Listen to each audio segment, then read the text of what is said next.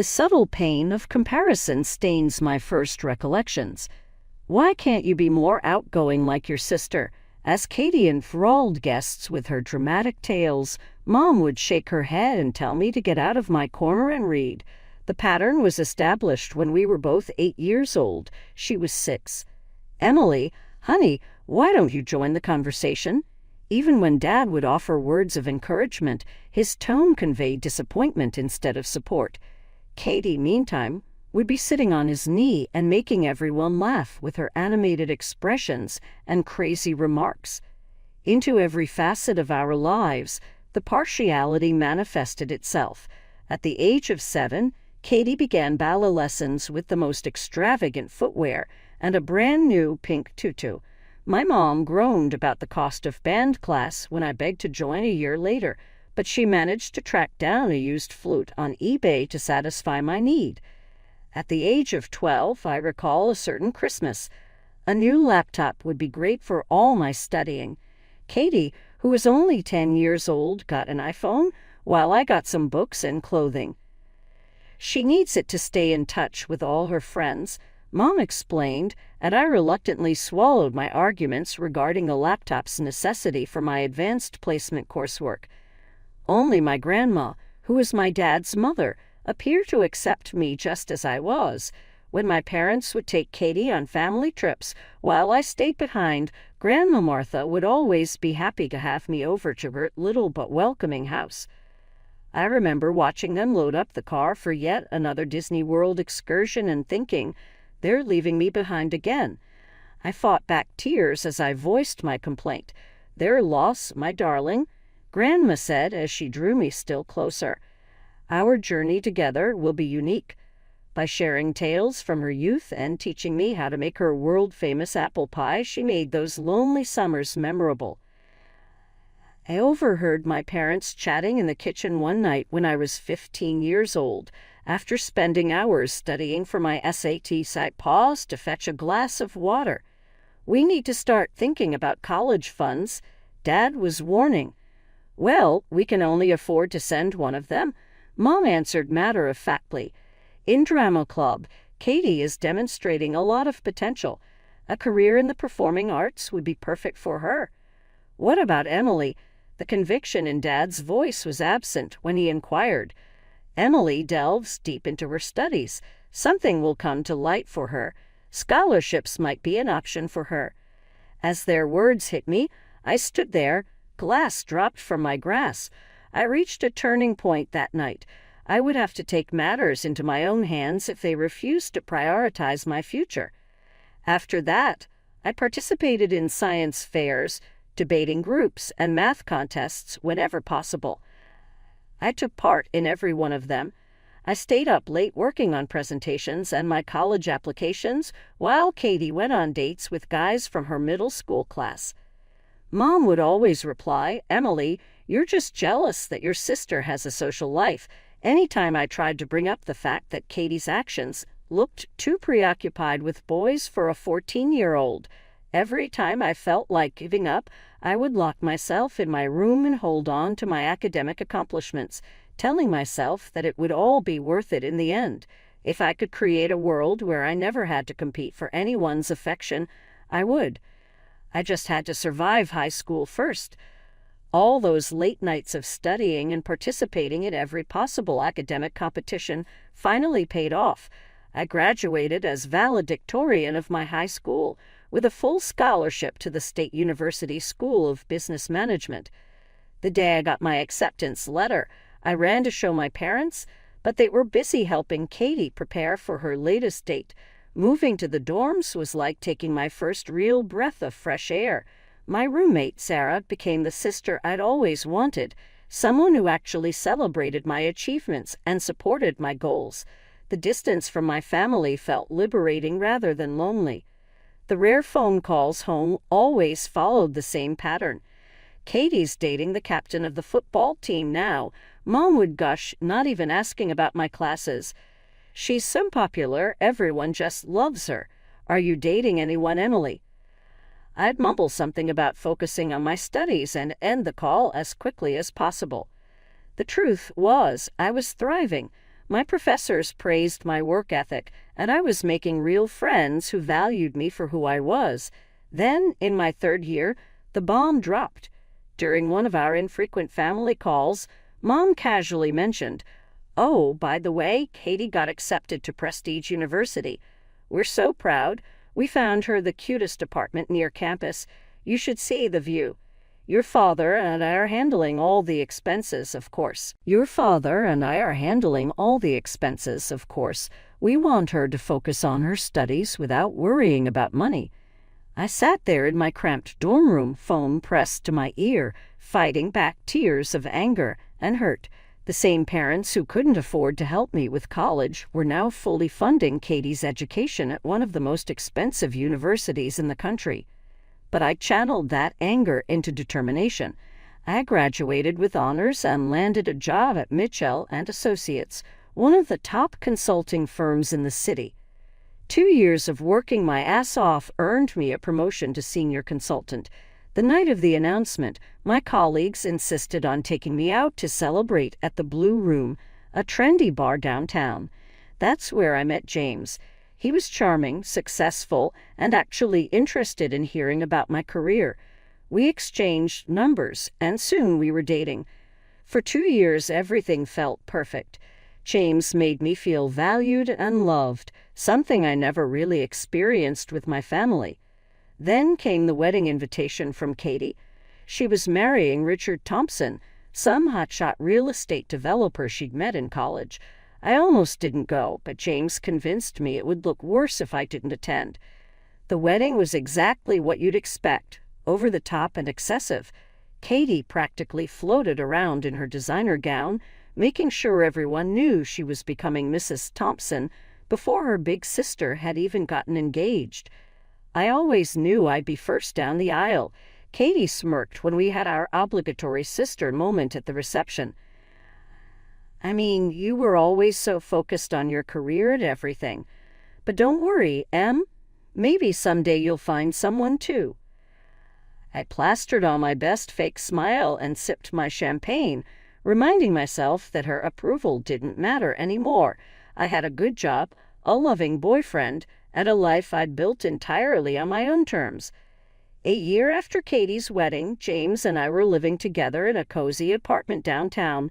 One night, after making dinner together, he got down on one knee in our tiny kitchen and took out a ring.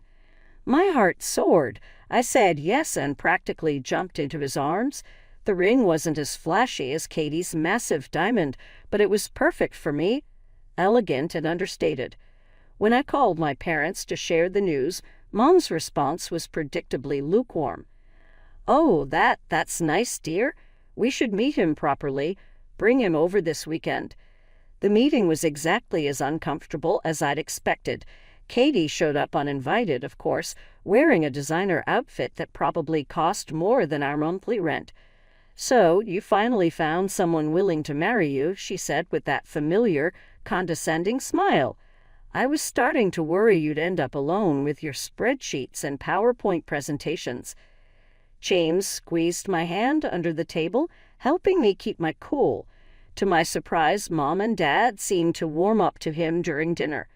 "We should host your engagement party," Mom suddenly announced. "We'll handle everything. It's the least we can do, considering we couldn't contribute to your education." The casual way she mentioned their financial favoritism made my blood boil, but James looked so excited about the idea that I agreed. 2 months later, we drove back to my parents' house for the party. They had actually done a nice job with the decorations, and seeing all our relatives gathered to celebrate us made me think that maybe, just maybe, things were changing. Katie showed up alone, explaining that Richard was away on business. She kept making snide comments about my dress being budget-friendly and how she could recommend a better wedding planner than the one we were considering. The party was in full swing when I realized I hadn't seen James for a while. "Has anyone seen my fiancé?" I asked, but everyone was too busy enjoying themselves to pay attention. Something felt off. I started searching through the house, eventually heading upstairs. As I approached my old bedroom, I heard noises that made my stomach drop. My hand trembled as I reached for the doorknob. The door creaked open, and there they were, James and Katie, tangled in the sheets of my childhood bed. "Emily, wait, I can explain." James scrambled to get dressed, his face red with either shame or exertion. I couldn't tell which. Katie didn't even bother covering herself properly. She just lay there with that smug smile I'd known my entire life. "Oh, Emily," she purred, "James just figured out what I've known all along. I'm the better sister. Always have been, always will be." My hands were shaking so badly I had to lean against the door frame. 28 years of being second best, and now this. I opened my mouth to scream, to finally let out decades of hurt and rage. But before I could, Mom and Dad burst into the room, obviously having heard the commotion. Mom took one look at the scene and burst into tears. "Emily, sweetie, please." She grabbed my arm, her voice trembling. "You can't tell anyone about this. Think about your sister." Dad joined in, his face ashen. "If Richard finds out about this, he'll divorce her. There's a prenup. She won't get a penny. Please, Emily, think about what this would do to the family." I stared at them in disbelief. Even now, even after catching my fiancé in bed with my married sister, their only concern was protecting Katie. "Please, baby, I'm so sorry." James was fully dressed now, reaching for me. "It was a mistake." She came on to me, and I yanked my arm away from his grasp. The clarity that washed over me in that moment was almost peaceful. Without a word, I turned and walked downstairs to where our guests were still celebrating. "Everyone," I called out, my voice surprisingly steady, "I have an announcement to make. There will not be a wedding. I'm very sorry for any inconvenience this may cause, especially to those who traveled to be here today. Please enjoy the food and drinks, but I need to leave now." Ignoring the gasps and whispers, I grabbed my purse and car keys. I could hear James calling after me, could see my mother's mascara-streaked face pleading with me, but I didn't stop. The drive home was a blur. As soon as I got to my apartment, I went into autopilot mode. I pulled out every cardboard box we had stored in the closet and methodically packed up James's belongings. Clothes, books, his precious golf clubs. Everything that was his went into boxes. I drove to the nearest storage facility, rented a unit, and dropped off all his things.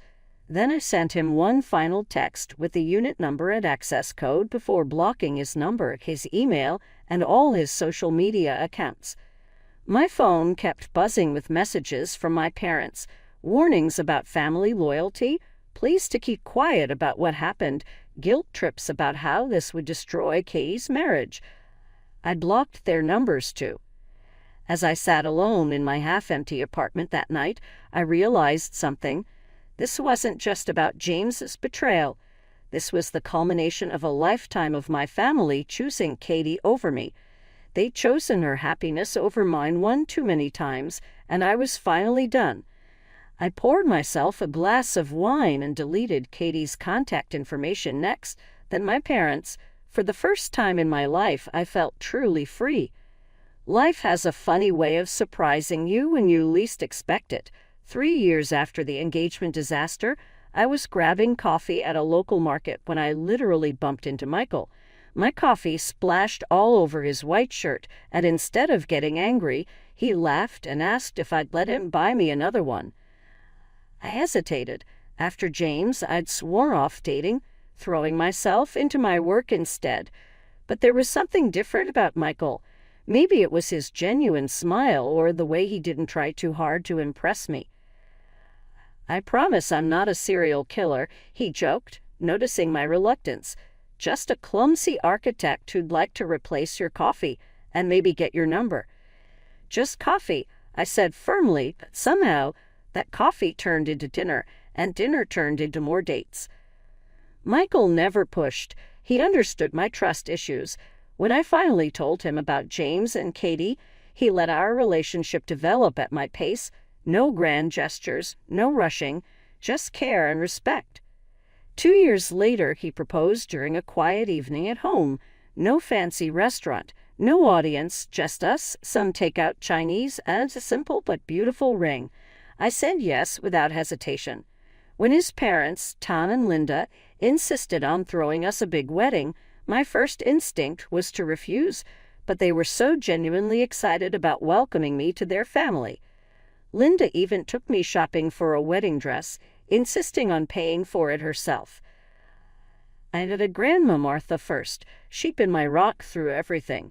Then my aunts, uncles, and cousins who had always treated me with genuine affection. But the question of my parents loomed large. After weeks of internal debate, I finally picked up the phone. "Mom, it's Emily." "Emily." She sounded shocked but happy. "We've heard about your engagement from Aunt Sarah. We were hoping." "I'm calling to invite you and Dad to the wedding." I cut in before I could lose my nerve. "Oh, sweetheart, we'd love to come. Have you sent an invitation to Katie and Richard? You know your sister would want to be there." "No," I said firmly, my hand tightening around the phone. "And I won't be inviting her. She lost that right when she slept with my fiancé at my engagement party, while she was married, I might add." I expected the usual protests, the usual excuses for Katie's behavior. Instead, there was just silence on the other end of the line. "The wedding is next month," I said, keeping my voice steady. "I'll email you the details." My wedding day started perfectly. The venue looked beautiful. Michael's family had handled every detail with love and care, and I felt like a princess in my dress. But that perfect bubble burst the moment I walked into the reception hall. There she was, Katie, standing next to our parents, wearing a tight dress that showed off her obviously pregnant belly. She had that same smug smile I'd seen in my old bedroom 3 years ago. She had the nerve to wink at me, her husband Richard standing next to her. I marched straight to my parents, my hands shaking with rage. "What is she doing here?" I hissed. I specifically said she wasn't invited. "Now, Emily," Mom said in that patronizing tone I knew so well, "you're being ridiculous. Katie is your sister. Of course she needs to be at your wedding. That unfortunate incident was years ago. It's time to move on and forgive." I felt my world starting to spin, but then Michael's hand found mine and squeezed gently. His touch anchored me, reminding me that this was our day and I wouldn't let them ruin it. Took a deep breath and walked away, focusing on the fact that I was marrying the most wonderful man I'd ever met. The ceremony went smoothly, and soon we were at the reception. Everything was fine until the toast began. Mom stood up first, glass in hand. "I'm so happy that my second daughter has finally found her match," she said, smiling at the crowd. "Though, of course, Katie was first down the aisle, wasn't she? You two have always been so close, sharing everything." She went on and on about Katie's wedding, her marriage, her pregnancy, barely mentioning me or Michael. I gripped my champagne glass so hard I thought it might shatter. Michael's mom, Linda, reached over and patted my knee sympathetically. But the worst was yet to come. Katie stood up next, smoothing her dress over her pregnant belly. As a maid of honor at my own wedding, she started, completely ignoring the fact that I barely attended her wedding, let alone been part of it. "Emily has always looked up to me, and I always looked out for her. In fact, a few years ago, I actually saved her from making a huge mistake." She paused for dramatic effect, shooting me a knowing look. "She owes me for that. Really, everything I've done has been for her own good." The sheer audacity of her words, twisting her betrayal into some sort of sisterly favor, made my blood boil. She was actually standing there at my wedding that she wasn't even invited to, bragging about sleeping with my ex-fiancé. I couldn't take it anymore. My hands were trembling, but my resolve was firm as I stood up, my champagne glass still in hand. "You know what? Let me tell you all a story," I said, my voice clear and strong despite my racing heart. "Yes, I love Michael with all my heart. He's the best thing that's ever happened to me. He showed me what real love and support look like. But a few years ago, I was engaged to another man. We had our engagement party at my parents' house, just like Katie mentioned. The room fell silent. Katie's smug smile began to fade, replaced by a look of uncertainty I'd never seen on her face before. During that party, my dear sister, who was married at the time, I might add, decided to seduce my fiancé while her husband was away on business. I found her in bed with the man I was supposed to marry in my childhood bedroom, no less. Gasps echoed through the reception hall, the sound of silverware clattering against plates punctuating the shocked silence. Richard, Katie's husband, stood up slowly, his face ashen, his knuckles white as he gripped the edge of the table. "Is this true?" Katie's perfectly crafted composure finally cracked. Her mascara began to run as tears welled up in her eyes. "Yes, but Richard, I can explain. It wasn't like that." Richard turned and walked out of the reception hall without another word, his steps echoing in the stunned silence. Katie ran after him, her pregnant belly making her awkward as she rushed through the door, calling his name desperately. "Emily!" Mom screamed, her face contorted with rage, her carefully styled hair coming loose as she jumped to her feet. "How dare you? You've ruined everything. Why couldn't you just keep quiet like you always do? Why did you have to make a scene at your own wedding?" "No, Mom," I replied calmly, feeling oddly peaceful now that the truth was finally out. "You ruined everything when you brought her here after I specifically said she wasn't invited. You ruined everything every time you chose her over me. You ruined everything when you defended her after she betrayed me in the worst possible way. This is just the consequences of your choices, finally catching up to all of you." Our parents stormed out, following Katie and Richard, their angry mutters fading as they left the hall. The reception hall was silent for a moment, the tension thick in the air. Then Michael stood up and took my hand, his touch gentle and reassuring. "Well," he said with a warm smile that reached his eyes, "I believe we were in the middle of celebrating our wedding. Would anyone like to dance?" Aunt Sarah was the first to start clapping, followed by Grandma Martha, then Michael's family, and soon the whole room was applauding. Linda hugged me tight, whispering, "I'm so proud of you, sweetheart. You did the right thing." While on my vacation in Hawaii with Michael, I kept a safe distance as the events around my wedding unfolded like a soap drama.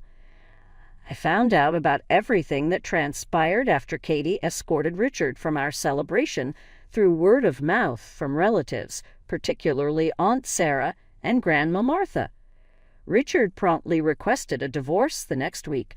Despite Katie's best efforts, he refused to budge, despite her tears, promises, and threats.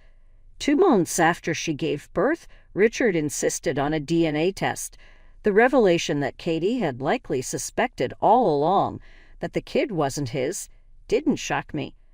Due to their prenup and the evidence of her adultery, Katie was left with absolutely nothing.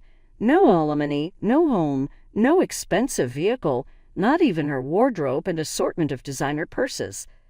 The sale of their vacation property was necessary for Mom and Dad to contribute to Katie's legal expenses. She returned to live with them, this time with her little son. I couldn't help but notice the irony. The spoiled brat who had it everything was now slumbering in her childhood bedroom and subsisting on our parents' retirement funds. Naturally, they made an effort to make me the center of their scrutiny. A month following my wedding, I began receiving angry phone calls. Mom yelled into my voicemail, "You've ruined your sister's life. If you had just kept your mouth shut, everything would have been fine. Dad made it clear in his message that you are no longer their daughter. We raised you better than this." Emails, messages delivered via relatives, and even letters written to my office showed that they had discovered new ways to contact me when I blocked their numbers again. The message was consistent every time. I was the bad guy, the envious elder sister who ruined Katie's idyllic upbringing. But suddenly I had a fresh start, a life brimming with affection and true encouragement. I was warmly welcomed by Michael's family. Linda, his mom, would give me a call on Sundays simply to talk. His sister ended up being the one true buddy I lacked as a child.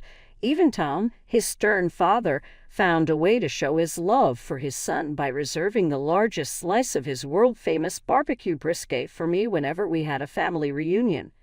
You know what the best part of marriage is? Michael approached me one night as we snuggled up on the couch, taking in the sunset from our brand new home, which we had purchased jointly, totally independent of our families. "What's that? Getting to choose your family?" he whispered as he kissed my forehead. "Blood doesn't always mean love, but love always means family." He had a point. I was finally blessed with the family I had always dreamed of, one that accepted me just as I was, flaws and all. My ideal spouse would be one who praised my achievements without passing judgment or making unfair comparisons. I was not disappointed by my in-laws because they treated me like a daughter. Michael is the apple of Grandma Martha's eye. She still pays us frequent visits. During her most recent visit, she assured me, "I always knew you'd find your way, sweetheart. Sometimes the hardest paths lead to the best destinations." After that, I have no idea what became to Katie, and to be honest, I couldn't care less. Rumor has it that she is still attempting to start over with our parents. I don't know if they've come to terms with her true nature or if they're continuing to rationalize her actions. However, I am no longer kept awake by those ideas. Thanks to mutual regard, affection, and trust, I am now a part of my own family. Michael and I are excited to welcome our first child into the world, and I want this little one to know that they will be raised in a loving household that accepts them without condition. Revenge isn't always about getting even. Sometimes it's about living life to the fullest. Indeed, I am engaged in precisely that.